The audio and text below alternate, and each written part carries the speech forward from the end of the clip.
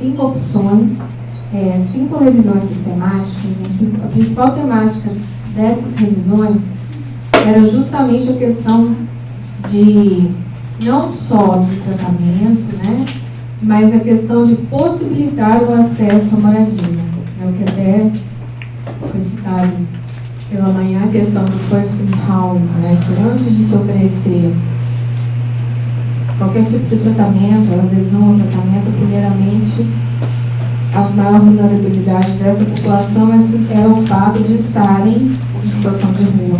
Então, é a questão de a condição de não se ter acesso à moradia afeta negativamente a saúde das pessoas que vivem desabrigadas, porque além de viverem em condições precárias, elas têm menos acesso aos cuidados da saúde quando comparadas às pessoas que vivem em habitação estável. Então, isso foi uma revisão que ela até é citada, que foram 10 estudos selecionados. Nós temos que foi tratado, né, de 10 estudos, 10 eram de população em situação de rua, mas que não reportavam especificamente tuberculose. Mas mais populações que viviam em situação de rua com HIV. Então, quais seriam os benefícios de uma opção como essa? De se ofertar, né, a caracterização da opção, de se ofertar o acesso à moradia. A oferta de habitação está associada à diminuição de uso de drogas, às recaídas após longos períodos de abstinência, à utilização de serviços de saúde, à melhoria do estado de saúde e à utilização reduzida hospitalar. Muitos estudos também trataram a população em situação de rua com doenças não só usuários de drogas, mas também doenças psicossociais, né?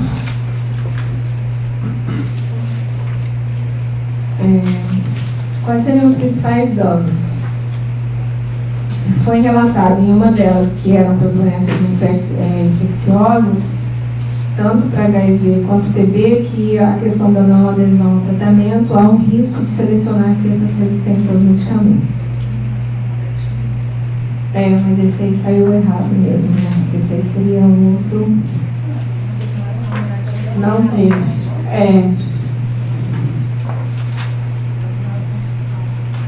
É o dom potencial dessa ação, né? Não. São os abrigos, né? Na questão de abrigos, é isso mesmo. Os abrigos muito populosos, e aí isso provoca saída. Dependendo da quantidade de pessoas lá.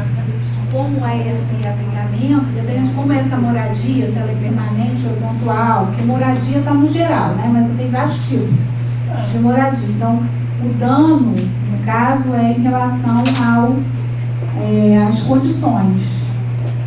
E é uma coisa que a gente seja até comentado isso de manhã, né? Da qualidade dessas condições de abrigamento. A aglomeração pode provocar mais doença do que... Questão de custo e custo-efetividade, né? As intervenções associadas com o fornecimento de habitação permanente de apoio, quem não entra não só a questão da habitação, mas também as outras opções, né, que a gente poderia levar em consideração. Elas vão resultar em redução da utilização de abrigos, prisões, hospitais, tem estudos que eles incluem isso, principalmente com pessoas com doenças mentais, eles têm um acesso menor aos serviços de saúde como hospitais quando se tem uma habitação estável. Porém, é visto que há um aumento, vai ter um aumento do custo, né? Mas isso é resultante da utilização não de uma outra variedade de outros serviços.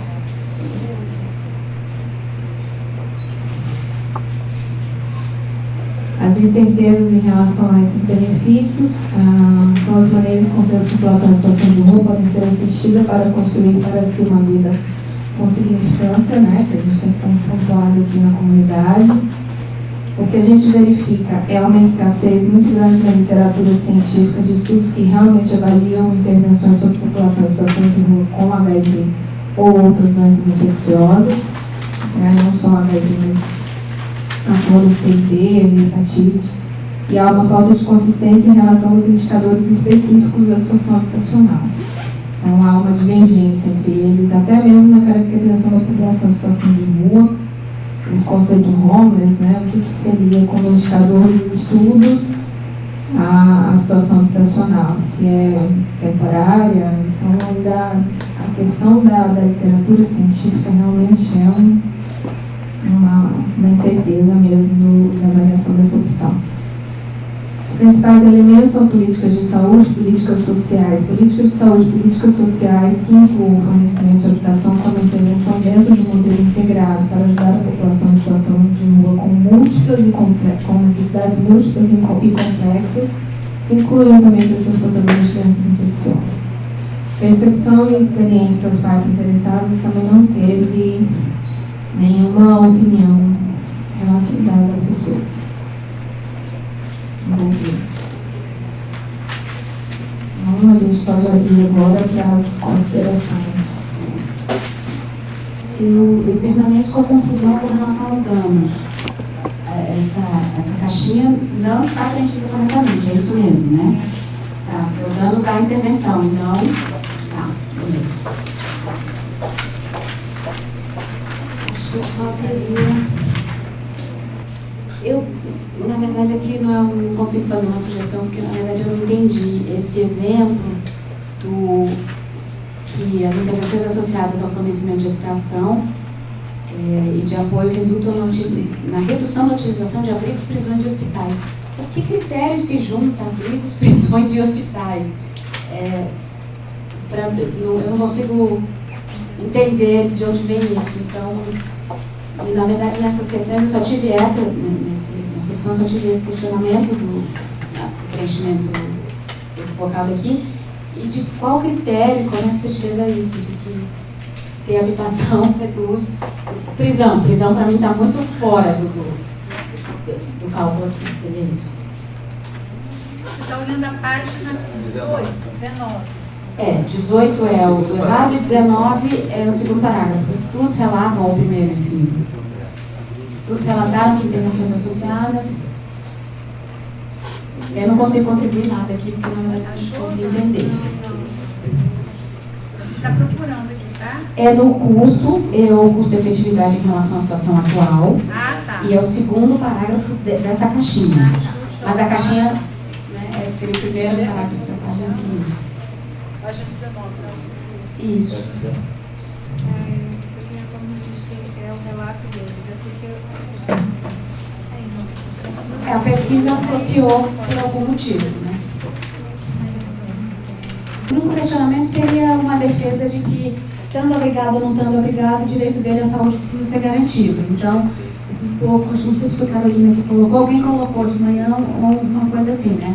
Que a gente tem que conseguir cuidar nas ruas, cuidar do jeito que as pessoas estiverem, nas condições que tiverem. Então, ainda que a gente entenda que o abrigamento, a habitação, e todas as críticas até que o Rodrigo colocou de entender o que são esses conceitos e diferenciar,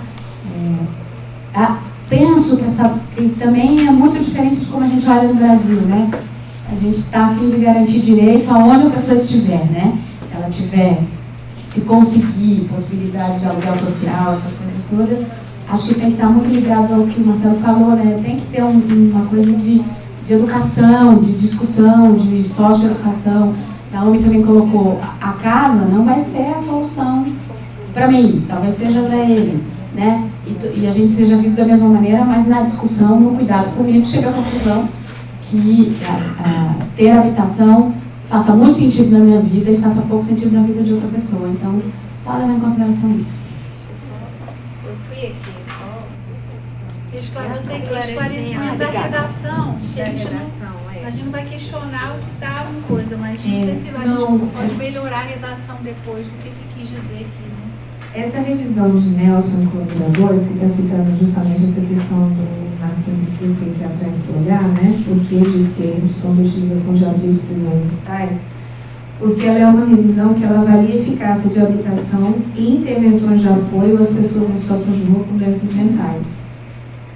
Então, o que acontece? Ele avalia se programas que fornecem moradia permanente, apoio ao tratamento assertivo, que são as duas intervenções que eles fazem, que é o tratamento assertivo comunitário e a gestão de casos intensivos, ICM, se eles associados junto à questão da moradia, vai promover uma melhor eficácia. E aí, nos custos, ele coloca que principal, né, eu acho que tem que detalhar sobre isso, o uso dessa população, né, com doenças mentais, a criminalidade, o uso de uma residência, do uso dos hospitais em questão, as crises, né, que eles têm, e o acesso aos abrigos. Então, ele fala que aqui, quando se tem essa intervenção associada a uma moradia, há uma elevação de custo de $2.000 por pessoa ao ano.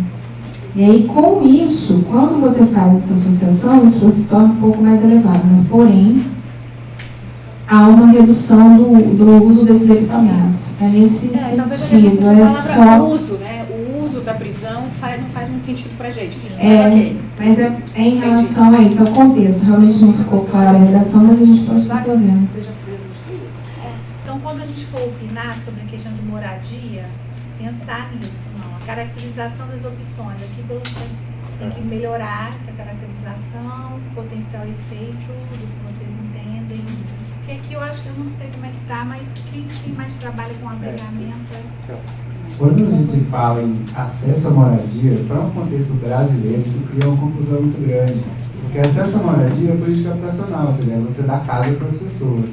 E pelo que eu vejo aqui nas pesquisas, não é isso que está sendo debatido aqui.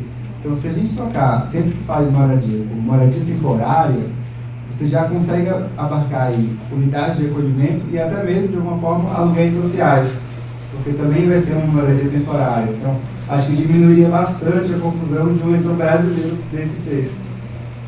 Ficaria mais claro que pode ser aluguel social, pode ser o acolhimento institucional, seja na assistência social, seja em unidades que estão fora da nossa rede. Basicamente, essa sugestão de mudar a redação, e não só aqui, no texto inteiro. Complementando um pouco do que você trouxe, porque eu senti também um pouco de dificuldade de entender o que vocês estão conceituando como moradia. Porque eu pensei primeiro que era questão de casa, mas depois eu falei, mas abrigo é moradia?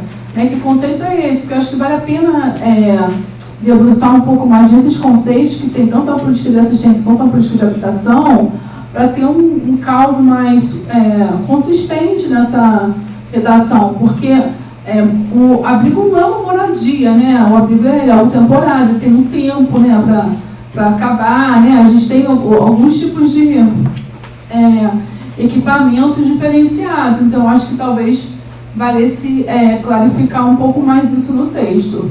Que conceito é esse de moradia que vocês estão utilizando para fazer essa análise e criar essa opção? Eu voltei a ver, porque eu estou com uma questão assim de método, que eu não sei se é pertinente em função do adiantado da pesquisa, do trabalho de vocês.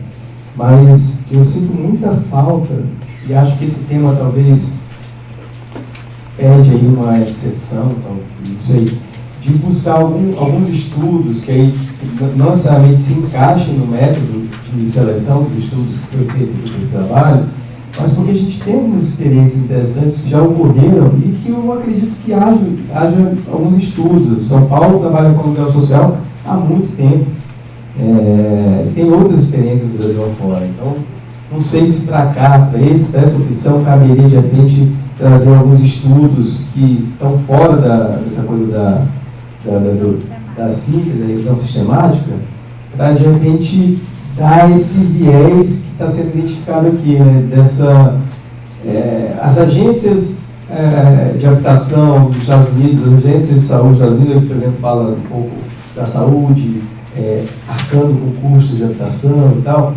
Em que medida isso é uma realidade que se dá aqui no Brasil? Como que isso pode ser pensado como subsídio para políticas públicas, para replicar ou para multiplicar políticas públicas? Então, eu acho que aqui é uma possibilidade, talvez, de flexibilizar um pouco, pegar algum estudo aí.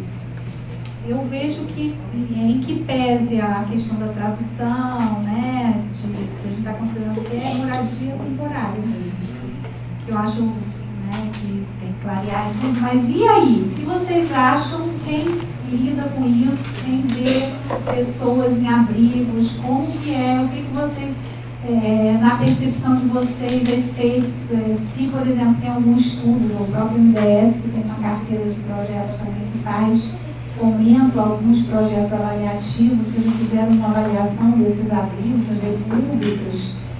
Existe algum comentário, coisas... Porque, assim, quem é que hoje dispõe de abrigos e repúblicas? São Paulo, o aluguel social é um exemplo. E tem vários nomes dessas coisas. Se vocês pudessem falar um pouco disso, eu acho que é legal. Não, a experiência do Brasil e o efeito percebido. Porque ali a gente está ali pensando, tá bom, moradia temporária pode ser a opção. Então tem várias modalidades de moradia temporária, né? Estou falando só da temporária, não estou nem indo para a política habitacional, que é uma coisa bem mais, sai da governabilidade das nossas discussões aqui. Mas então, e a experiência aqui? Que potencial efeito, que utilidade tem essa opção? É aplicável? A aplicação, já falou um pouco. Vamos gastar só mais um pouquinho de tempo com esse, só mais uma rodada ali agora sobre isso, pensando naquele roteiro, né? Sim, Flávia, eu acho que, assim, eu não conheço nenhum estudo específico tocado pela SAGE ou por um parceiro nosso que faça uma avaliação das opções que nós temos hoje de acolhimento institucional que poderiam ser trazidas para cá. Mas a minha experiência empírica, o diálogo com o movimento de população de rua, a gente tem algumas avaliações que talvez possam ajudar a gente a refletir um pouco sobre a qualidade e o desenho que está dado hoje da questão do abrigamento temporário, do acolhimento. Há uma certa avaliação comum entre os usuários de que há uma certa rigidez na oferta dos serviços, como se dão aqui, rigidez de horários, algumas exigências que são realizadas para esses usuários para adentrar nesses equipamentos. Essa é uma crítica muito comum que se escuta.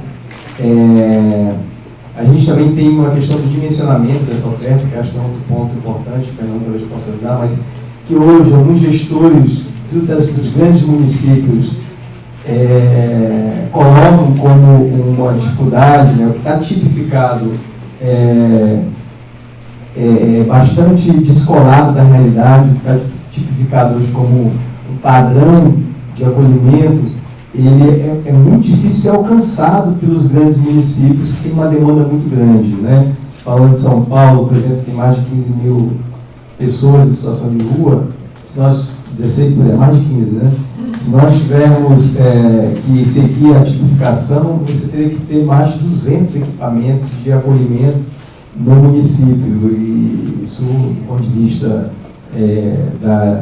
orçamentário e tal, tem que ter uma disposição dos gestores para poder fazer a coisa e talvez cair uma avaliação se de fato a lógica. E aí tem algumas questões a mais, por exemplo, uma visão etapista que talvez permeia a prática, que não necessariamente é a visão mais adequada e que é criticada, por exemplo. Quem defende aqui a questão da habitação, em primeiro lugar, né, housing first, problematiza muito isso, né? Que a gente, em alguns momentos, criou uma lógica de etapas, de que a autonomia do sujeito iria permitir que ele fosse enquadrado em situações mais específicas que exijam dele maior responsabilidade, né? Aquele cara que ali está numa situação de muita degradação não teria a capacidade de assumir certas responsabilidades para gerir uma moradia dele, né? Então, assim, acho que essa questão é uma questão a ser problematizada e ela está sendo problematizada. Acho que o Braços Abertos faz essa problematização, né, de oferecer um espaço de moradia e que também acho uma outra questão que também está muito presente aí é que a gente tem uma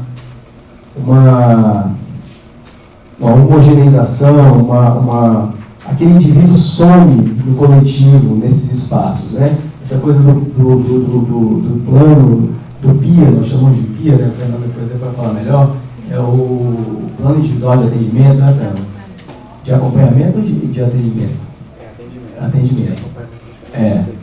E o PIA, que seria o equivalente ao plano singular, que é singular da saúde, ele é um grande desafio também. Uma grande reflexão tem que ser feita nesses grandes espaços que tendem a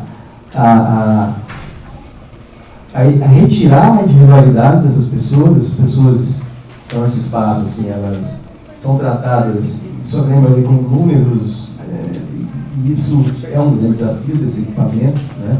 Então, isso é uma lógica da política de assistência social, que eu acho que são elementos importantes, e eu acho que tem outros, inclusive, mas hoje que são colocados, né? A gente pode falar do próprio caráter histórico dessa oferta aqui no Brasil, anterior à regulação do sistema de assistência social, ele traz uma carga histórica bem complicada. Você tem ofertas que estão muito ligadas aí a uma moralização desse sujeito, né, um processo de moralização desse usuário, em algumas circunstâncias é um desejo de evangelização, enfim, que aí tem vários desrespeitos e violações realmente relacionadas a essa oferta, que hoje, por exemplo, tem uma contraposição à política de habitação, que se poderia pensar na lógica não da propriedade privada, mas do serviço, que é o aluguel social, por exemplo.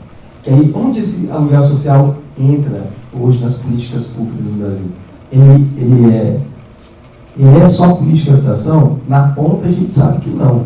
A gente sabe que o orçamento que sustenta o aluguel social não necessariamente é o orçamento da habitação. Você vai ter o orçamento da assistência social sustentando o aluguel social no Brasil afora. Você tem uma disputa, do ponto de vista da União, sobre quem oferta isso, porque isso, do ponto de vista da política de habitação, foi tratorado pela lógica da propriedade privada, né? A habitação como serviço, né, como em alguns países se deu, na Inglaterra a gente tem algumas experiências bem interessantes de habitação como serviço que se adequam até uma dinâmica demográfica que tem uma maior intensidade, né, jovens casais que se deslocam muito, que não, a coisa da fixação num único emprego para a vida toda já não é uma realidade, então as pessoas se deslocam muito, então para que ter uma propriedade se você não vai ficar ali? Então esses elementos hoje todos permeiam essa discussão de que oferta é essa, eu acho, né? A gente seria um pouco, você provocou, né?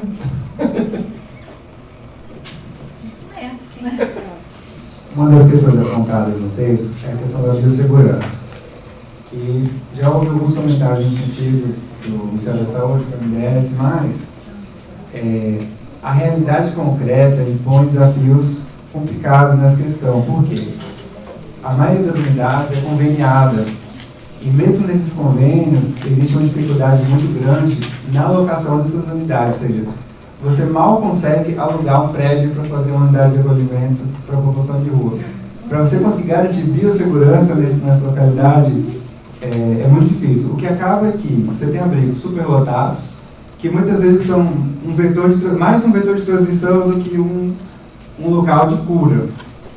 Nesses casos, é importante que uma gestão sensibilizada para trabalhar com gradações no atendimento a essa pessoa em situação de rua que está com tuberculose. Porque dentro das unidades de acolhimento existem muitos tipos de acolhimento.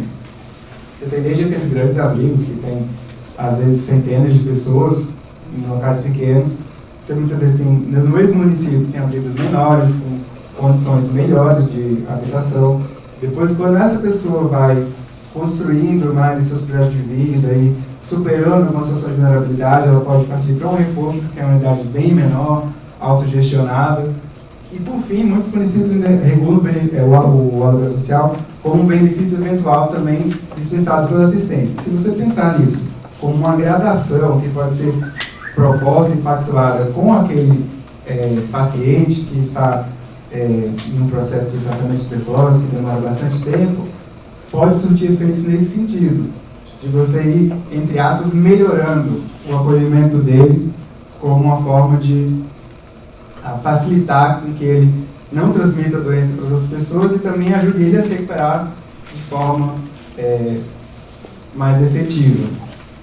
Mas, assim, isso é algo muito local, que seria muito complicado pactuar nacionalmente. Mesmo, por exemplo, o benefício eventual, ele é de regulação exclusivamente municipal. Cada município prova sua lei municipal que disciplina quais são os benefícios eventuais e quem são as pessoas elegíveis. Mas são as questões que o abrigo ele é bom, mas ele também traz mais problemas do que eu acho que o texto deixa transparecer aqui. Porque nessa referência nacional, talvez as condições de segurança sejam mais adequadas, eu não sei. Não sei se já foi referido, acho que não, mas São Paulo, desde 2009, tem uma pactuação com a Secretaria Municipal da Assistência e Desenvolvimento Social. No momento que se tem um diagnóstico da pessoa em situação de rua, que consiga, com mais facilidade, uma vaga fixa para que ele possa fazer o tratamento, esses minimamente 6 meses, de uma forma um pouco mais digna, né? Nem sempre é tão redondo, né? Agora que tem um diagnóstico que se consegue uma vaga de 24 horas, uma vaga fixa, né? Naquele momento, né? Então, em geral, é feita uma adequação, que ele fique 16 horas, mas até conseguir a vaga fixa. Isto, assim, colocado, onde tem uma concentração dessa população, 52% da população em situação de rua, dos 15.905, ficam concentradas na região na região centro, né, onde tem a maior demanda, né, só que a oferta, a disponibilidade desse espaço neste território é bem menor. Né, então, tem vários outros abrigos, né, em outras regiões implantadas, que nem sempre é o preferido por essa pessoa, porque ou ele está no processo, né, a própria vida, né, toda a dinâmica é construída na região central, até pelas ofertas todas para ele, né, ou porque ele está em algum processo de integração, né, de inclusão em algum mercado de trabalho. Estar deslocado da sua área traz uma série de agravamentos para essa pessoa. Tá? Essa questão de oferta, demanda no centro da cidade, na grande metrópole, é uma questão muito complicada e também isso tem a consequência também de uma pessoa com diagnóstico de tuberculose que está aguardando uma vaga fixa. Né? Mas existe essa participação. Tá? Mesmo agora, né, na Operação Frente Fria, eu acho que ficou bastante na mídia, né, que a sociedade civil indicou, não tem vaga, não tem vaga na região central. Né? Tanto que agora abriu várias tendas, né, de uma forma que possa até diminuir essas rigidez na regra, né, porque foi colocado que muitos alunos estavam no processo de inclusão no mercado de trabalho e deslocar para longe, né, na periferia, isso ia demandar muito tempo e ele poderia perder esse processo de inclusão. E aí, eu não sei se a Naomi colocou, mas no projeto Pacto, uma das questões, né, uma das questões que a gente inferiu na não adesão ao tratamento seria a não assegurar uma moradia, uma vaga fixa, seja no abrigo, seja numa república, e no projeto demonstrativo Pacto ficou evidente que não necessariamente a habitação seria um instrumento, um fator fundamental. Né? Conforme a referência de vida desta pessoa, não é esta a questão da moradia que iria assegurar o tratamento. Tá? E nessa linha, todas as vezes que nós temos reuniões, principalmente no GT de Direitos Humanos, a grande reivindicação do movimento, de fato, é por habitação. E, em loco, muitas vezes, a reivindicação passa muito mais por guarda-volumes, banheiros públicos e a questão da água. Né? O último verão, São Paulo foi terrível e a reivindicação do acesso à água potável. Então, se a gente vai debruçar sobre o tema, é uma moradia diferente em termos de instalação. Até porque eu creio que, né, quando o Fernando fala desse acolhimento, esses acolhimentos hoje, principalmente aqueles de grande volume, né, mais de 800, 900 mil abrigados, eles têm levado a uma preocupação, e é um dilema sério local, que é, eles envelheceram. Ele não é mais da assistência, e ele volta para a saúde, né? Volta para a saúde quando você hoje também, leitos de longa permanência, como fica, né? esses abrigamentos. Então, há de se discutir aí, nesses tipos de abrigamentos, essa lógica, né, uma lógica implementada no Braços Abertos, da autonomia, né, até levá-lo a, de fato, a conquistar o seu espaço e, muitas vezes, monitorado, acompanhado por um bom tempo nesse processo de reintegração social. E a outra discussão é de os altamente dependentes, seja nos hotéis sociais, que é outra opção, nós temos lá hotel social, os abrigamentos mesmo, se repensar o cuidado dos que estão se tornando cada vez mais dependentes, 2, 3, dentro dessas instituições, né? Hoje a gente sofre, ela falou a prisão, né? Muitas vezes a saúde mental nos Estados Unidos é utilizada a prisão para fazer o abrigamento, né? E hoje a gente tem utilizado os leitos hospitalar ativo para fazer abrigamento de vários segmentos.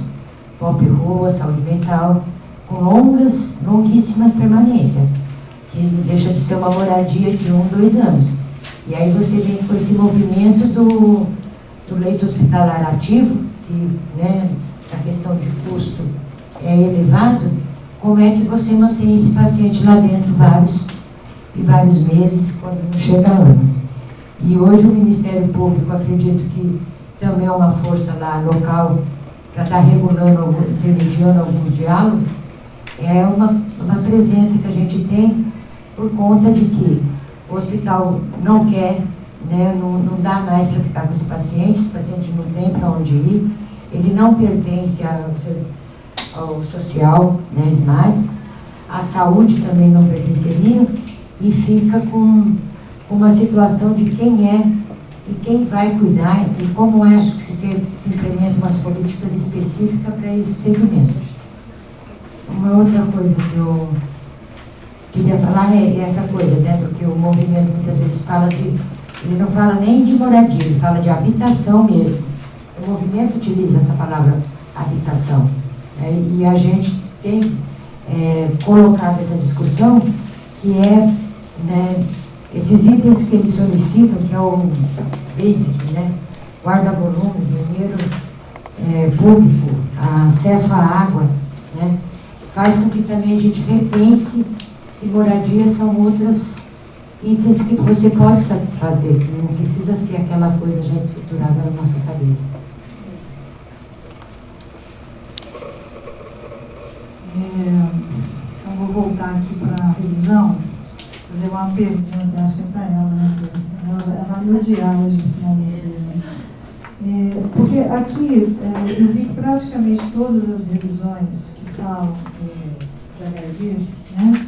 Uma paciente com transtorno mental, uma para melhorar a busca pelo cuidado, que seria mais geral, né? O resto tudo é HIV. E todas elas concordam que melhora a adesão ao tratamento, facilita a adesão ao tratamento. Mas a minha pergunta é, por quanto tempo? A gente se dividiu na hora de leitura das Tá, opções. Então, não, ela não vai te ajudar. E talvez nem a gente aqui, porque eles não lembram, teria que olhar. Não, isso é uma questão importante, porque veja bem, HIV é tratamento para a vida toda. Né? Que é diferente da tuberculose, que é tratamento para 6 meses. Então, é importante a gente conhecer em quanto tempo melhora, porque isso dá um referencial. É para HIV, mas se ele melhora por um tempo mais ou menos parecido com o tempo de tratamento da tuberculose, a gente tem um resultado. Se é uma coisa para uma fase inicial, a gente tem outro resultado. Então, eu acho que isso seria uma coisa importante para a gente conhecer. E aí, de novo, a gente tem a mesma situação da primeira revisão, né? Que é o fato de que são abordagens bem diferenciadas, até pela natureza das duas doenças, né? A forma de você cuidar, um é cuidado permanente, o outro você pode resolver no período mais curto, né? Agora, aí, sei que tem que seguir ali aquele negócio, mas eu acho importante para mim esse comentário. A Flávia falou em relação à metodologia ainda, que, embora vocês tenham lutado pela revisão sistemática, das revisões sistemáticas, talvez possa incluir algumas outras experiências, né, fora das revisões sistemáticas. Então, por exemplo, eu considero, ouvindo a fala de todo mundo, né, a gente não tem que repetir, mas aqui no Brasil, pelo menos, e em outros países também, mas aqui tem uma experiência que a própria AIDS teve, que é bastante legal e que a gente vem reivindicando há algum tempo na tuberculose, que é a questão da casa de apoio, né? As casas de apoio, elas não aparecem aqui nessas revisões. E elas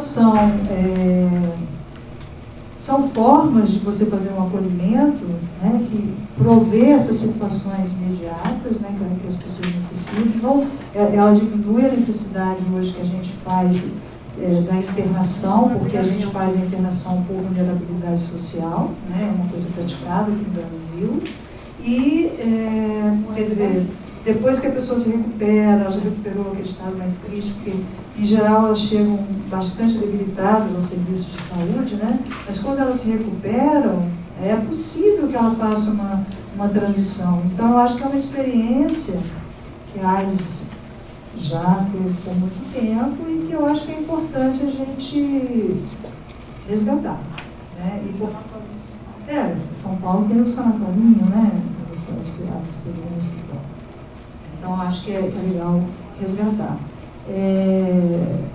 Outra coisa que foi colocada aqui, aí falando essa questão do abrigamento, né? É o quão preparado os abrigos estão, porque a gente reivindica, mas alguém, acho que foi você mesmo, né, que falou a questão da biossegurança, né? O quão preparado essas estruturas estão para receber pessoas com doenças diferentes, em estágios diferentes, enfim. Como é que funciona isso? Porque a realidade de um estado não é igual de outro, e o Fernando até falou, né, no mesmo município é muito diferente. Então, eu fico... e assim, existe... O que eu percebo na prática é que as pessoas, quando estão muito debilitadas, elas procuram espontaneamente, elas desejam o abrigamento. Elas desejam o abrigamento. Tem até um estudo que foi feito no Rio também, em 2 hospitais de emergência, que mostram que quando a pessoa está muito mal fisicamente, é o momento que ela vai para a emergência e os próprios profissionais de saúde identificam. Quando tem uma fala do médico que ele fala assim, a pessoa está vendo que vai morrer, ela não quer morrer na rua, morrer sozinha, ela precisa ter um lugar para ela morrer. Eu sei que é uma fala cruel, uma fala dura, mas é a percepção das pessoas quando recebem, né? Dos nossos cidadãos lá nessas estruturas. Então, eu acho que a gente, enfim, eu acho que a gente teria que, eu não sei se o abrigamento, eu sinceramente, eu estou assim, com uma grande dúvida, eu acho que tem que esclarecer esse negócio da revisão para a gente saber isso. Né? Foi um abrigamento, se foi uma residência, por quanto tempo foi, para a gente poder realmente fazer aquela caracterização ali.